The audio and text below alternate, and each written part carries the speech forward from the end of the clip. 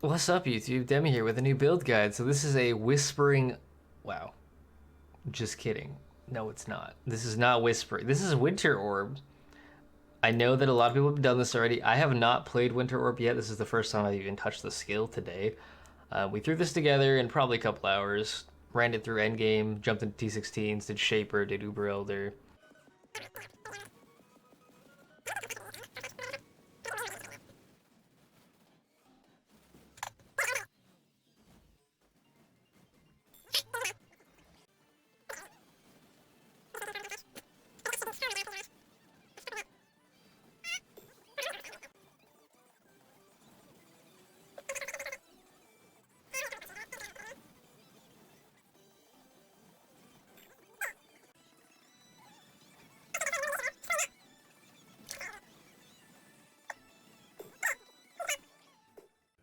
Exile, do something.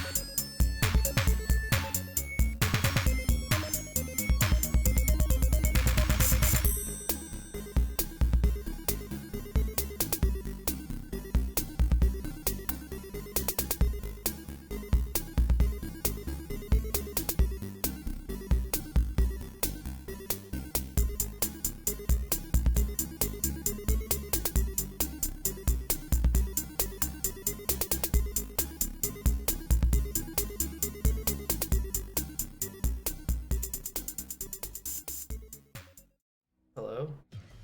Avoid Fletcher. Please don't break. Ooh. The Deeps. It's like kind of like a ranged Blade Vortex, and I also have a Fall Blade Vortex for that burst damage on bossing. But yeah, let me go ahead and grab it, or grab a T16, T15. We'll do this real quick. Looking for the pacement and whatnot, it'll be in the description of the video. If you just want to like not listen to me rant and show off the build or whatever, that's perfectly fine. I understand. It's in the description. But yeah, playstyle is you hold your skill, you charge up to however many you want. You only need like 1 or 2 for mapping generally. And you just run around, and everything dies. It's pretty dumb. Standard elementalist looking skill. This is actually a pretty cookie cutter crit version of this. Nothing crazy here. We're just going crit, spell, caster, witch thing. It's very, very easy to throw together. I tried with an Impulsus at first because I thought I would need it. And then I was like, I don't really think this is necessary. I took it off and it cleared the exact same. So you do not need Impulsus for this. You don't really need much of anything, honestly. You need to be an Elementalist and you need to have like a 4 to 5 link to 6 link Winter Orb, right? Depending on how high you want to go. Basically, the way it works is that non-crit will be decent, it'll be good clear, right? But you'll have struggles with single target, and that's why you go crit to get that single target, so you can actually manage to do endgame bossing with no problem. I think I only have like, I don't know, I want to say like a mil DPS or something. It's not a lot. It's kind of hard to tell, but there's your T15 map clear, basic clear. I'm not going to do Kitava because he's a bitch. And now let's go ahead and get into the Ascendancy and the skill tree and the build and all that other good stuff. So, Ascendancy, we are an Elementalist because Elementalist is OP. Basically, that's the only reason. Because you get to grab a lot of things. So, let's see, where do we even start? I would say you go for Shaper of Desolation first. This gives you a rotating buff that gives you Chill, Shock, Ignite, and then all three at once. You can see it up here. It just gives you everything. Anything that you do does all of the types of things. It's really, really good.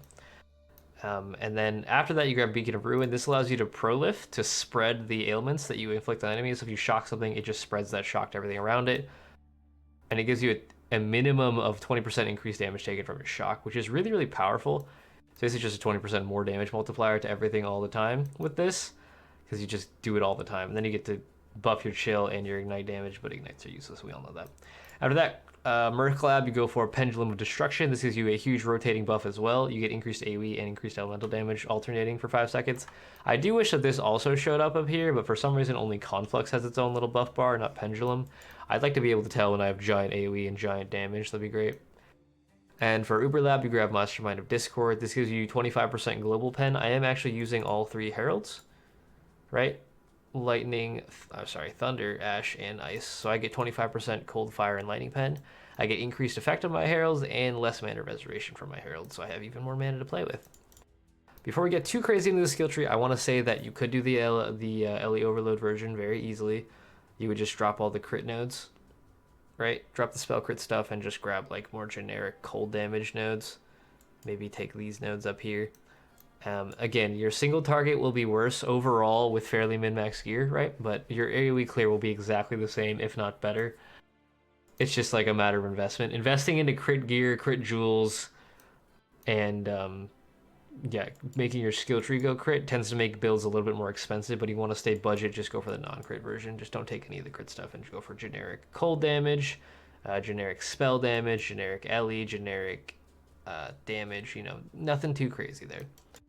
So my skill tree, I went for lots of spell damage, lots of cast speed, because this scales off of how fast you cast for 6 stages. The faster you cast, the more stages you can build up quicker. Tons of spell crit, tons of AoE, because it is a projectile area. And cold, where to go? Over here. Cold spell, channeling, AoE, duration, projectile. That's a lot of things that can scale it. So basically anything that applies to any of those words can scale this. So I grab a lot of spell crit stuff, crit multi, AoE, spell damage, cast speed. What else do we get? More crit multi, even more crit multi, even more spell damage, crit multi. I got a little bit of cast speed down here. I was debating getting these prod damage nodes, but I didn't end up going for it. More life, more jewel sockets. We'll cover the jewels after the skill tree as usual. You do want to grab at least one skill effect duration node, because it's like the more duration you have, the longer the stages actually last before it goes down. So that's pretty helpful to maintain while mapping, and for bossing, you don't have to stop to charge as fast. So if you get this, some of the Silent Life Wheel, not a lot of it, honestly. I didn't feel like I needed too much of it. This looks stupid, so I'm gonna put it over here. It's the same number, node value, whatever. More Templar AoE, a bunch of life over here, a bunch of damage, spell crit, life. I got some LE pen over here, so I'm at 30% pen from just this node and my Ascendancy node and this node. Pretty good. Damage with hits against frozen shock to igniting enemies, which is, you know, everything. Some more spell crit. We are dual curse, which I'll show you why in a minute with the gear, but this allows us to have up to 2 curses on enemies at once, which is very, very nice. And let's see, bandits, you can kill all, which is what I've done, or you can go, if you're crit, you can do the Alira variant for the crit multi all res. I don't choose to do that because I don't feel like it's really necessary. I don't need the all res, and I don't really feel like I need the damage that much. Pantheons I always forget as well. Go for the stun one and then Fizz Reduction. Gruthkul and Brine King. So let's get in the jewel sockets. You should have one abyssal socket in your belt. While clearing maps, you're going to want to go for like a life onslaught on kill version, which you can't get on Hypnotics, which are the spell damage ones. You can get on any of the other 3. Or 2. You can get on Searching Eye and Murderous, my bad. Go for life, go for onslaught on kill. Does 20% attack, cast, and movement speed while mapping, which is really helpful. And then for bossing, you can swap in something like this that has crit multi life pen would be great. Or even just crit multi life is perfectly okay. You know, don't go too crazy. Again, these you can't get. I guess you could get pen on a caster one. I don't have a caster jewel that has pen crit multi life on it, so I just grab this real quick. And then all your other jewels, remember how many words this has on it. Cold, spell, AoE, duration, projectile. It's a lot of things. So cold area, damage, spell damage while dual wielding. Oh god, increased damage. Let's see, projectile damage, crit multi with spells, crit multi while dual wielding, crit multi with cold, crit multi with elemental, global crit multi. You notice the thing here, there's a lot of mods you can use for this. If you want to go for maximum damage, try to prioritize crit multi, go for at least 2 to 3 crit multi rolls. Mine aren't that good. Except for this one, which is triple crit multi. I think I paid 3x for this jewel. It was very underpriced. I can't use the melee crit multi, but the other 3 I can. This one is double damage, double multi.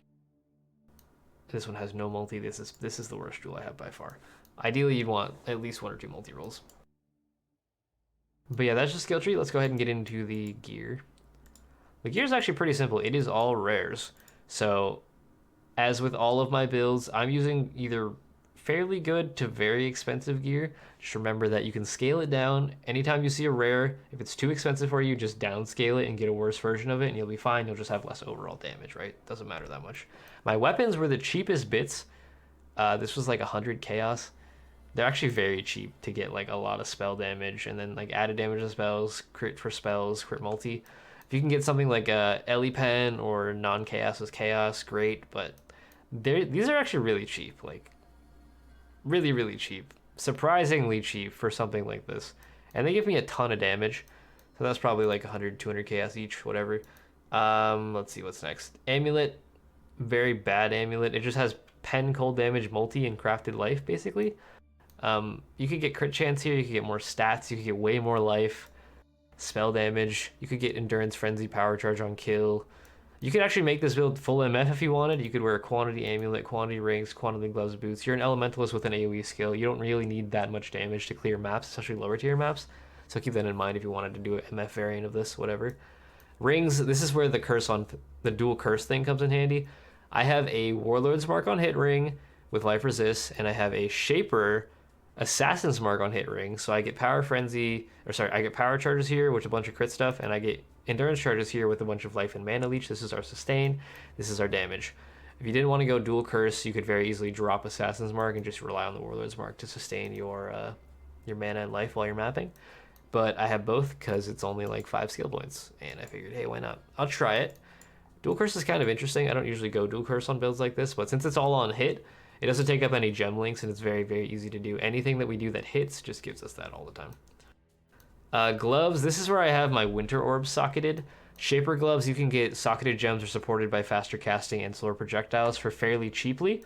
If you can get a crit multi roll on top of that, great, or like an insanity roll on this would be insane, literally. But you don't need it. It's just slower proj, faster casting gives you a pseudo 6-link setup in your gloves. It's pretty cheap. Faster casting lets you stack faster. Slower proj gives you more multiplier to the projectiles. And then you just have your normal links inside of it. These should only be a couple X, honestly. I don't know how much curse on hit rings are. Probably an X or 2 at this stage of the league. Amulet's probably going to be an X, maybe. They're not very good. Belt, life resist. If you can get a Hysteria crafted belt, great. If you can get an elemental damage, cold damage belt with fossils, great. Remember, just go for a Stygian Vice so you get that extra socket. But other than that, just go for life resist. It doesn't have to be too crazy. Boots, life resist. These are actually really, really good boots. But again, you don't need this much life or this much resist. I am like pretty fucking overcapped on fire. So I don't need the fire res or the lightning res or the cold res on these. I could have just gone for like Calm's Roots pretty easily. Actually, I lied. I need 5% lightning res. I could go for Calm's Roots pretty easily if I had a better like belt or resist on anything else, you know? And this is where things look like they're really expensive. Again, you don't need this. I have a base crit chest for spells. Shaper base crit. Which actually by itself shouldn't be a lot. But every other roll on top of this is kind of nice. Let's see, where is my Winter Orb? Winter Orb. So I have 52% crit. If I take this off, I have 41% crit. That's more than enough. It's just a nice amount of base crit. The reason that base crit is so powerful is because Winter Orb has a, where is it? 6% chance to crit. This adds on to that. It becomes a 7.5% base amount of critical strike chance, which is then multiplied by all of the crit on my tree. So it's just a lot easier to scale it to higher amounts. But again, not necessary at all. You could use a Lore Weave, you could use a Belly of the Beast, you could use a Carcass Jack, I don't know, another Shaper Chest. There's a lot of options here. That's just what I have. Helmet, same thing. Lots of life, lots of resist. If you can get an Incursion Helmet with the physical damage taken as X mod, it's actually a suffix, and it's combined with what looks like a tier 1 resist. So these are really easy to get. Just get one of those with life resist on it. And then if you can get the Helm enchant with +2 stages, great, or the damage one is fine as well. But not needed, just more damage. I didn't talk about boot enchant. Boot enchant, you're probably gonna want this enchant, or 10% pen if you haven't killed recently is really good as well. Glove enchant, you're gonna want to get Commandment of Winter. Commandment of Winter is a spell AoE projectile, same as Winter Orb. So it scales off of everything on our skill tree. If something hits you, it'll just kill them for you, which is pretty useful. Is there anything else I need to talk about? Flasks. I'm using a Diamond Flask with Freeze because it's crit, right? We roll twice. It's not actually a Corralitos, it's just a skin transfer. I'm using a Instant Bleed Flask, not a Freeze Flask. That's for Uber. Dying Sun, you get AoE, you get projectiles, both things that we want. Quicksilver Flask, because gotta go fast. Aziri's Promise gives you a bunch of free damage and leech. You can use a Vingtars in this slot as well. If you're using an Impulses, you'll be immune to shock. You can drop in a Vingtars Flask here with like added flat to spells is pretty solid for us. I believe that's all the gear. Let's go ahead and get into the gem links. So we talked about the gloves having extra links, slower proj, faster casting rate. So you have Winter Orb, Conk Effect, Cold to Fire, and your GMP. Lots of projectiles, lots of damage basically with the slower proj, faster casting, and the extra crit multi that I have. It translates into quite a fair amount of damage, and it's a pseudo 7 link basically, 6.5 link, however you want to term it. In my boots, I have a Vol Righteous Fire setup linked to increased duration. This gives us a, what is it? How long does this even last? About 9-second buff, which is pretty solid considering that Vol RF gives us, oh my god, so much reading. 39% more spell damage during effect. That's a lot of free damage. And then I also have a level 1 cast when damage taken linked to Frostbomb. Frostbomb gives enemies negative 25% cold resist, which we're dealing primarily cold damage and fire damage, I guess. It's a useful little buff, little buff there. Not too bad. And then we have a Flame Dash faster casting setup. I only use this to get up and down ledges or dodge if I really need to. I also have a Herald of Ash here randomly by itself. This gives us our overkill damage if we pop a mob, and it'll just ignite the things around it and they'll die. In my other weapon, I got Herald of Thunder and Herald of Ice. So this is free lightning damage to spells and bolts that strike things around us. Herald of Ice does the explosions, gives us a little bit extra cold damage to spells as well, and also increased cold damage, which is global. Those are both linked to Ice Bite. Ice Bite gives them flat damage, but it also gives them a chance to give us a Frenzy Charge whenever they kill a frozen enemy, which is basically all the time because we're an Elementalist. That means we have Frenzy Charges up while mapping, which is a lot of free attack speed, cast speed, damage, right? And since we have Assassin's Mark and Warlord's Mark, we have all 3 charges up all the time while mapping. Nice defensive and offensive bonus. I have another cast damage taken setup. This is a higher level one. This one's a low level, so it spams frost bombs everywhere. The higher level one triggers less often. It's just preference depending on how much you want it to take before it procs. I have mine at level 20, so when I take a lot of damage, more than half my life, it'll proc. I should probably lower this to like 15, but let's link to Immortal Call, so I get a little bit of Fizz immunity with our Endurance Charge generation. And then I have a Lightning Golem in here for the attack and cast speed. If you want more mitigation, you can go for a Chaos Golem or maybe some life regen from a Stone Golem, whatever, that's fine. I also have a link to a Stormbrand, mostly because I wanted to level up a Stormbrand. No other real reason. You don't need this at all. You can put whatever the hell you want in this setup, but I have it here just because it's kind of funny. Also, when I'm doing no regen maps and I've run out of mana and then I can't cast any more Winter Orbs, I just walk into a pack and let them hit me, and then this kills them, and I get Leech from the Warlord's Mark. I do believe that is all of my links. I don't think there's anything else I need to cover. Like, this build, because it's an Elementalist, everything just explodes all the time. Like, you don't really have to do anything, which makes it a pretty good build to start out with. Again, the single target you're going to struggle with if you haven't min-maxed fair amounts of like crit multi and damage and whatnot, but I like it. For my first attempt, I'd say it's pretty good. If you have any comments about what's wrong with the build, please let me know in the comments, because again, we only spent maybe 3 hours on this character, just got to throw it together. I like it. It's pretty fun. I don't know if I'm gonna run it for an extended period of time because I kind of want to try Brands next and maybe Void Fletcher. But other than that, to do Uber Elder, all I did was swap in a Freeze Flask for my Bleed Flask and left everything else exactly the same. So I hope you guys enjoyed. If you did, leave a like, leave a comment, subscribe to the channel if you haven't already, and come check out my Twitch stream, twitch.tv/Demi. I stream more or less every day at this stage. And thanks for watching. I hope you enjoyed the video. That will be Demi out.